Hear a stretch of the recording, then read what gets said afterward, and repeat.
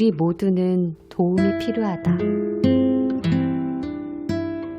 한 남자가 슈퍼마켓에서 물건을 사고 자신의 차가 주차되어 있는 곳으로 걸어갔다. 차 가까이 갔을 때 누군가가 다가와 옆에 멈춰서는 기척을 느꼈다. 고개를 돌려 쳐다보니 불황자 차림의 노숙자였다. 집도 직장도 없고 물론 차도 없어 보였다. 몇 푼의 돈을 구걸할 것이라 예상했는데 뜻밖에도 그는 말했다. 차가 아주 멋지네요. 멈칫하며 남자가 말했다. 아, 감사합니다. 그리고 몇 초 망설이다가 혹시 도움이 필요하느냐고 물었다. 그 노숙자의 대답은 평생 잊을 수 없는 말이었다. 우리 모두 그렇지 않은가요? 그 한마디에 남자는 깨달았다. 그 자신도 도움이 필요했다. 돈이 있고 잠잘 곳 있고 직장이 있지만 자신 역시 때때로 도움을 필요로 한다는 사실을 부정할 수 없었다. 아무리 넉넉한 재산과 성공을 누리고 있다 해도 우리 모두는 도움이 필요하다. 남자는 지갑을 꺼내 가진 돈을 노숙자에게 건네주었다. 먹을 것과 그날 밤 잘 곳을 위해. 자만은 나는 누구의 도움도 필요 없다이다. 그리고 겸손은 나는 다른 존재의 도움 없이는 살아갈 수 없다이다. 20대 후반, 뭄바이 근처 아슈람에서 잠시 머물 때 나는 여러 가지 문제로 내면이 엉망이었다. 실제 하는 문제도 있었지만 마음이 지어낸 가공의 문제도 많았다. 그 가공의 문제들이 더 가공스럽게 정신을 괴롭혔다. 아열대 태양 아래 있으면서도 먹구름이 드리운 것처럼 정신이 암울했다. 아침마다 입자 굵은 안개 속을 걸어 아슈람으로 향할 때면 내가 발견하지 못하는 출구가 과연 존재하기는 한 것인지, 삶을 살아보기도 전에 이대로 세상으로부터 실종되는 것은 아닌지 두려웠다. 무엇이 기쁘고 무엇이 슬픈지조차 알 수 없었다. 남인도 음식을 먹어도 다른 외국인들처럼 탄성을 지를 만큼 맛있지 않았고 사람들이 줄 서서 사 먹는 점원 베이커리에 오래된 계피 뿌린 빵은 독일에 대한 이미지를 나쁘게 만들 뿐이었다. 내 심리 상태를 더욱 악화시킨 것은 아슈람에 있는 수백 명의 외국인 사냐신 중에서 나 혼자만 마음의 문제에서 헤어나지 못하고 있다는 자각이었다. 길에 널린 소똥, 개똥, 사람똥을 유독 나만 밟아 싸구려 샌들에 묻히고 다니는 형국이었다. 나만 제외하고 모두 평화롭고 자유롭고 충만해 보였다. 다정하게 포옹하며 서로를 어루만져주고 번민과 고통을 초월한 미소들은 담고 싶어질 정도였다.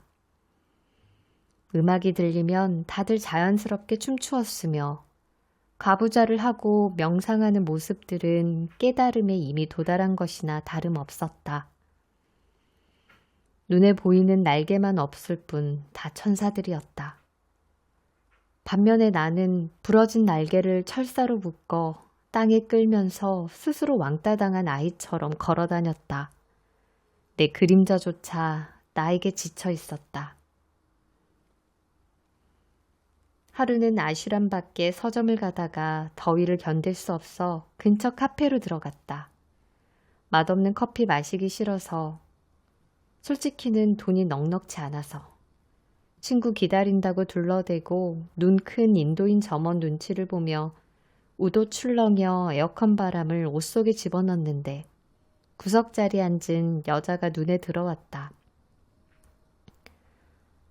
오래전 일을 세세히 기억하는 이유는 그때 적어놓은 일기 덕분이기도 하지만 나에게는 그만큼 충격적인 장면이었다.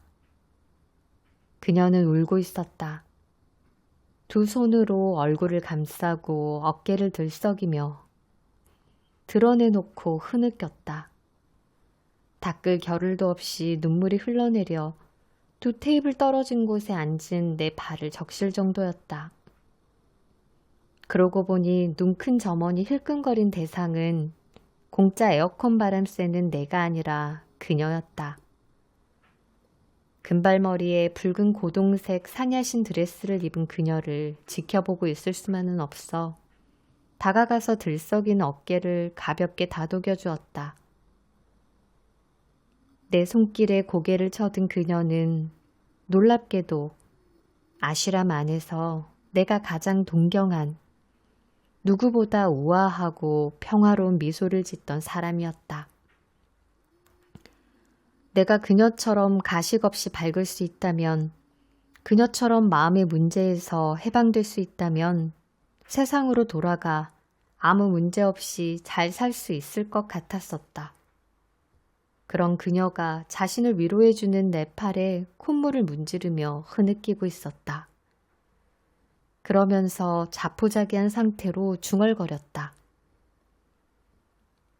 내 삶은 엉망진창이야. 차라리 이대로 끝내는 게 나아. 그녀의 아픔과 고통이 무엇인지는 더 이상 말하지 않아 알 수 없었지만 나는 깊이 공감하며 한 번도 빨아입지 않은 옷소매로 그녀의 눈물 콧물을 흥건히 닦아주었다. 그녀의 슬픔이 전염되어 나까지 가슴께가 뻐근했다. 동시에 역설적이게도 나는 큰 해방감을 느꼈다. 나만 문제가 있는 게 아니었던 것이다.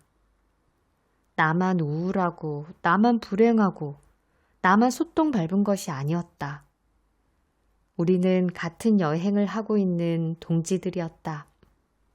단지 누구는 더 멋있게 꾸미고 누구는 더 빛나 보이고 누구는 더 긴 손가락으로 V자를 그리며 타지말 배경의 사진을 찍을 뿐이었다. 웃는다고 해서 슬프지 않다는 뜻은 아니다. 그것이 내가 일종의 포모 증후군에서 노연한 첫 순간이었다. 다들 잘 나가고 일 잘하고 자유롭게 삶을 즐기고 있는데 자신만 뒤처지고 소외되어 있다는 착각에서 벗어난 것이다. 그 깨달음이 나에게 자유를 주었다. 누구도 예외 없이 우리 모두는 도움이 필요한 존재이다. 때 묻은 옷소매일지라도 눈물을 닦아줄 이가 아무 감정적 고통이 없고 삶에 아무 문제가 없다면 왜 먼 나라의 명상센터에 와서 있겠는가? 삶은 한 가지 장르로 나누어질 수 없다. 희극, 비극, 낭만, 스릴러, 공포극, 모험극이 한 편의 소설에 혼합되어 있다. 자신에 대한 절망 없이는 자신에 대한 사랑도 없다. 결함은 아름다움으로 가는 통로가 된다. 카프카가 말했다. 당신이 내 앞에 서서 나를 바라볼 때 당신은 내 안에 있는 슬픔에 대해 무엇을 알고 있고 나는 당신의 슬픔에 대해 무엇을 알고 있는가?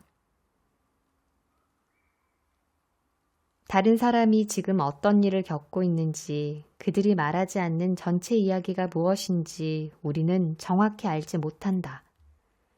완벽하게 미소 지은 얼굴과 멋진 요가 포즈 뒤에서 그들이 어떻게 서로의 정강이를 걷어차고 어떤 불만과 생의 피로감이 드리워져 있는지 이쪽에서는 보이지 않는다. 하지만 그것들이 그곳에 있다. 왜냐하면 그것이 삶이기 때문이다. 나는 그녀 프렘이 힌디어로 사랑, 가식적인 사람이었다고 말하는 게 아니다. 우리는 가슴 한복판에 멍이 들도록 온갖 감정에 세게 두들겨 맞지만 그럼에도 불구하고 빛나려고 애쓰는 존재들이라는 것이다. 어둠마저 환하게 비출 아름다운 미소를 가진 그녀가 스스로 생을 끊으면 태양계의 큰 손실 아닌가. 그녀의 잦아드는 슬픔을 마저 달래주기 위해 나는 당당한 목소리로 눈 큰 점원에게 시원한 망고 후레쉬 주스 한 잔을 시켰다. 그녀는 아픈 기억의 여운이 남아선지 고개를 저으며 끝내 마시지 않았다. 결국은 내가 빨대 소리가 나도록 다 마시는 수밖에 없었다.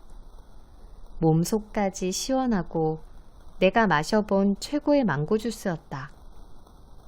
내가 프렘을 한 팔로 부축하고 나오며 주스 값을 내려고 하자 점원은 노 프라블럼 하고 손까지 내저으며 한 사코 받지 않았다. 고마운 친구였다. 보라, 우리 모두 도움이 필요하며 또 도움을 줄 수 있지 않은가. 심리학자이자 명상교사인 잭 콘필드가 샌프란시스코의 큰 강당에서 3,000명의 청중이 모인 가운데 연민에 관한 강연을 한 적이 있다. 질의응답 시간에 한 젊은 여성이 자리에서 일어나 몇 주 전 자신의 남편이 자살한 일로 인한 마음의 고통을 토로했다. 심한 슬픔과 혼란, 죄책감과 분노, 상실감과 두려움이 그녀의 이야기에서 드러났다. 그녀가 말을 마치자 잭 콘필드는 연민심을 느끼며 청중에게 물었다. 이곳에 있는 분들 중 가족이나 가까운 사람의 자살을 경험한 분이 있으신가요? 그러자 200명이 넘는 사람들이 일어났다. 서로를 바라보는 순간 그곳에 있는 모든 사람은 마치 거대한 사원에 있는 것처럼 서로에게 연민의 정을 느꼈다. 우리는 혼자가 아닌 것이다.